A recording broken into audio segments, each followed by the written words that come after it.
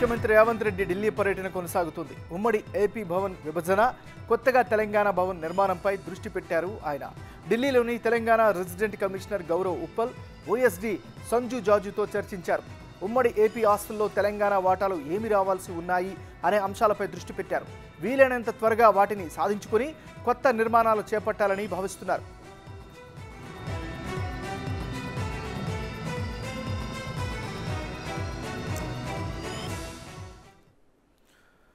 ముఖ్యమంత్రి రేవంత్ రెడ్డి ఢిల్లీ పర్యటన కొనసాగుతుంది. ఉమ్మడి ఏపీ భవన్ విభజన, కొత్తగా తెలంగాణ భవన్ నిర్మాణంపై దృష్టి పెట్టారు ఆయన. ఢిల్లీలోని Telangana resident commissioner Gaurav Uppal, OSD Sanju జాజుతో చర్చించారు. ఉమ్మడి ఏపీ ఆస్తుల్లో తెలంగాణ వాటాలు ఏమి రావాల్సి ఉన్నాయి అనే అంశంపై దృష్టి పెట్టారు. వీలైనంత త్వరగా వాటిని సాధించుకొని కొత్త నిర్మాణాలు చేపట్టాలని భావిస్తున్నారు. ఇక ఇదే అంశానికి సంబంధించి మరింత తాజా సమాచారాన్ని అందించేందుకు మా ఢిల్లీ ప్రతినిధి శివ లైవ్లో సిద్ధంగా ఉన్నారు. శివ, చెప్పండి, మీ దగ్గర ఉన్న అప్డేట్స్ ఏంటి? రైట్ ఏమన్నారు. ఈరోజు తెలంగాణ ముఖ్యమంత్రి రేవంత్ రెడ్డి ఢిల్లీ పర్యటనకు వచ్చారు. ఢిల్లీ పర్యటనకు రావడంతోనే ఇటు ఆంధ్ర తెలంగాణ భవన్కి సంబంధించి ఉమ్మడి ఆస్తుల వాటా ఎంత, అలాగే నూతన భవన నిర్మాణానికి సంబంధించి ఎటువంటి చర్యలు చేపట్టాలి అనే దానిపై కూడా Telangana Bhavan resident commissioner Gaurav Uppal, OSD Sanjay జాజ్తో కూడా రివ్యూ మీటింగ్ నిర్వహించారు. ఈ సమావేశంలో నూతన భవన నిర్మాణానికి సంబంధించి ఎటువంటి చర్యలు తీసుకోవాలి, మరొక ఓటాలకు సంబంధించి గతంలో ఆంధ్ర తెలంగాణకు ఏ విధంగా ఈ భవన పంపకాలు జరిగాయనే దాన్ని కూడా వారిని అడిగి వివరాలు తెలుసుకున్నారు. గతంలో జరిగిన పంపకాల విషయానికి ఒకసారి వస్తే కనుక మనం మొత్తం ఈ ఏపీ తెలంగాణ భవన్ ఉమ్మడి ఆంధ్రప్రదేశ్ భవన్ అనేది 20 ఎకరాల విస్తీర్ణంలో ఉంది. ఇక జనాభా రేషియో ప్రకారం చూసుకుంటే ఆంధ్రప్రదేశ్కు 58%, అలాగే తెలంగాణకు 42%. అంటే తెలంగాణకు దాదాపు 9 ఎకరాల వరకు కూడా కేటాయించేందుకు ఒక ఒప్పందం అయితే కుదిరింది. ఇటు తెలంగాణకు, ఆంధ్రాకు 11 ఎకరాలు కేటాయించే విధంగా కూడా, అంటే 9 ఎకరాలు అంటే దాదాపు 8 నుంచి 9 ఎకరాల మధ్యలో తెలంగాణకు, అలాగే మిగిలిన 12 ఎకరాల లోపు ఆంధ్రాకు కేటాయించే విధంగా కూడా ఒక ఒప్పందం అయితే కుదిరింది. ప్రజెంట్ మనం ఆంధ్ర తెలంగాణ భవన్ రెండు వైపులా మనం చూస్తున్నాం. ఒకవైపు ఆంధ్ర భవన్, అంటే రాష్ట్రం డివైడ్ అయిన తర్వాత, డివైడ్ కాకముందు మనం ఇప్పుడు ఏదైతే బోర్డు చూస్తున్నాం, ఈ బోర్డు ఒకటే ఉండేది ఆంధ్రప్రదేశ్ భవన్ అనేది. ఇక ఇది డివైడ్ అయిన తర్వాత రెండు వైపులా 2 భవన్లు, ఒకవైపు ఆంధ్ర భవన్, మరోవైపు తెలంగాణ భవన్, మనం రెండు చూస్తూ ఉన్నాం. ఈ రెండు ఇక్కడ విభజించారు. రెండుగా ఆస్తులు పంపకాలు అనేవి జరిగాయి. కానీ తర్వాత కేంద్ర హోంమంత్రిత్వ శాఖతో జరిగిన సమావేశంలో ఆస్తుల పంపకాలపై ఒక కీలక నిర్ణయం అయితే తీసుకున్నారు. దీన్ని మాత్రం అప్పటి తెలంగాణ ప్రభుత్వం, కేసీఆర్ ప్రభుత్వం అనేది వ్యతిరేకించింది. ఇటు పటౌడి హౌస్ ఏదైతే ఉందో, పటౌడి హౌస్ 7 ఎకరాల చిల్లర ఉంది, అది తెలంగాణకు కేటాయిస్తూ కూడా కేంద్ర హోంమంత్రిత్వ శాఖ ఒక నిర్ణయం తీసుకుంది. కానీ దీన్ని మాత్రం కేసీఆర్ ప్రభుత్వం, గతంలోని తెలంగాణ ప్రభుత్వం అంగీకరించలేదు. మనం ఇప్పుడు చూస్తున్నాం, ఇది ఆంధ్ర తెలంగాణ భవన్.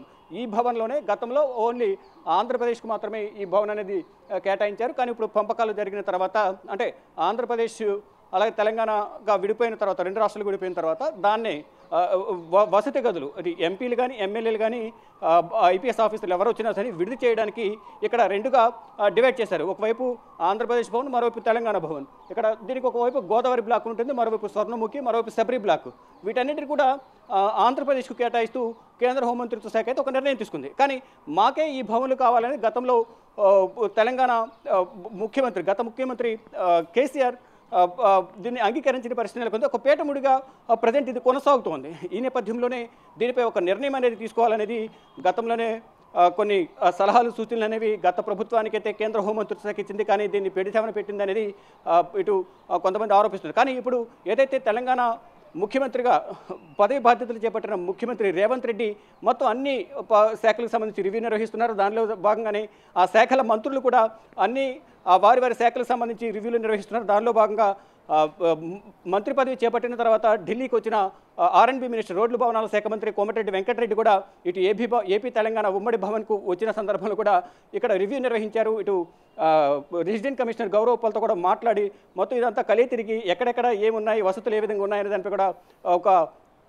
వారందరితో మాట్లాడి చర్చలు జరిపి ఇటు పటౌడి హౌస్కి వెళ్ళి ఒక రూట్ మ్యాప్ను వారందరూ కూడా డిజైన్ చేశారు. దాని ప్రకారం నూతన భవన నిర్మాణం అనేది మార్చి నెలలో ప్రారంభిస్తాము, మళ్ళీ మార్చి సంవత్సరం తిరిగే వరకు కూడా అత్యాధునిక సదుపాయాలతో కూడా ఈ భవన నిర్మాణం అనేది చేస్తామంటూ కూడా కోమటిరెడ్డి వెంకటరెడ్డి గతంలో వచ్చిన సందర్భాలు తెలిపారు. ఇక దానికి కంటిన్యూషన్, అంటే ఇక్కడ వీరితో రివ్యూ నిర్వహించి నేను వెళ్ళి ముఖ్యమంత్రి రేవంత్ రెడ్డితో చర్చించి ఇద్దరం ఒక నిర్ణయం తీసుకుంటామంటూ కూడా తెలిపిన నేపథ్యంలో ఇక్కడి నుంచి వెళ్ళిన తర్వాత రేవంత్ రెడ్డి కోమటిరెడ్డి వెంకటరెడ్డి సీఎం రేవంత్ రెడ్డితో చర్చలు జరిపారు. చర్చలు జరిపిన తర్వాత ప్రజెంట్ చూస్తే కనుక ఇప్పుడు ఈ ఢిల్లీ వచ్చిన తర్వాత తన అధికారిక నివాసం ఎంపీ ఫ్లాట్స్ ఏదైతే ఉందో యమునా బ్లాక్లో ఇటు ఓఎస్డి సంజయ్ జాజ్ ఇటు గౌరవ్ ఉప్పల్ తెలంగాణ భవన్ రెసిడెంట్ కమిషనర్ గౌరవ్ ఉప్పల్ ఇద్దరు కూడా సమావేశం నిర్వహించి ఆ మ్యాప్ను ఏదైతే మ్యాప్ డిజైన్ చేశారో ఎక్కడ ఇది నిర్మాణం చేపట్టాలి, ఏ విధంగా ఎన్ని ఫ్లోర్లు నిర్మాణం చేయాలి, ఇది ఈ తెలంగాణ భవన్ నిర్మించిన తర్వాత క్వార్టర్స్ సర్వీన్ క్వార్టర్స్ ఎక్కడ ఏర్పాటు చేయాలని దానిపై కూడా ప్రధానంగా ఒక రూట్ మ్యాప్ అయితే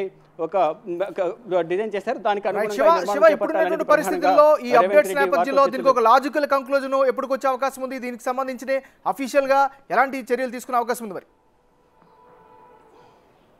అఫీషియల్ చూసుకుంటే కనుక ఇప్పుడు రివ్యూ నిర్వహించారు కాబట్టి మరొక 1.5 మంత్లోనే దీనికి సంబంధించి ఒక శంకుస్థాపనకు సంబంధించి కూడా ఒక క్లియర్ కట్ ఒక సమాధానం అయితే ఒక మెసేజ్ అయితే వచ్చే అవకాశం కనిపిస్తుంది. అంటే ఉమ్మడి ఆస్తులు కాబట్టి అక్కడ ఏదైతే ఖాళీ ప్లేస్లు పటాడి హౌస్ ఏదైతే ఉందో దాదాపు 7 ఎకరాల పైన ఉంటుంది. అక్కడ సర్వెంట్ క్వార్టర్స్ కూడా ఉంటాయి. అక్కడ నిర్మిస్తారా లేదా ఇక్కడ ఏదైతే మనం ఈ భవన్ చూస్తున్నాము ఉమ్మడి భవన్ 2 రాష్ట్రాలకు సంబంధించింది. ఈ భవన్ పడేసి ఇక్కడే కొత్త భవనాన్ని నిర్మిస్తారా? దీనికి సంబంధించి ఈ భవన్ పడేయాలంటే ఆంధ్రప్రదేశ్ ప్రభుత్వ సమ్మతి అనుమతి కూడా కావాల్సి ఉంటుంది. వారితో కూడా మాట్లాడి నిర్ణయం తీసుకోవాల్సి ఉంటుంది. కాబట్టి దీనికి ఆంధ్రప్రదేశ్ ప్రభుత్వం అనుమతిస్తుందా లేదా అనేది కూడా చూడాల్సి ఉంది. ఒకవేళ అనుమతించిన పక్షంలో ఏదైతే పక్కన ఖాళీగా ఉందో ముందుగా కేంద్ర హోంమంత్రిత్వ శాఖ ఏదైతే ఆస్తులను డివైడ్ చేసి కేటాయించిందో పట్టడి హౌస్లో ఉన్న ఆ ఖాళీ స్థలంలోనే నిర్మించే విధంగా ఆలోచన కూడా చేస్తున్నారు. ఇటు కోమటిరెడ్డి వెంకటరెడ్డి కానీ ఇటు సీఎం రేవంత్ రెడ్డి కానీ ఆ దిశగా కూడా కొన్ని నిర్ణయాలు తీసుకుంటున్నారు. దానిలో భాగంగానే మార్చి నెలలో దీనికి సంబంధించి శంకుస్థాపన చేస్తాం. అంటే టెండర్లకు పిలిచి ఒక మంచి కంపెనీకి ఒక సంస్థకు కాంట్రాక్ట్ సంస్థకు ఈ నిర్మాణం అనేది అప్పచెప్తాము. మార్చి నెలలో ప్రారంభించి మళ్ళా మార్చి కల్లా అత్యాధునిక సదుపాయాలతో ఈ భవన నిర్మాణాన్ని పూర్తి చేస్తాము. నూతన భవనాల నిర్మాణం అనేది తెలంగాణకు రాబోతుంది అనేది ప్రధానంగా రేవంత్ రెడ్డి రివ్యూ నిర్వహించడం ద్వారా మనకు అర్థమవుతోంది. ఏమన్నారు? Right, thank you Shiva updates అందించినందుకు.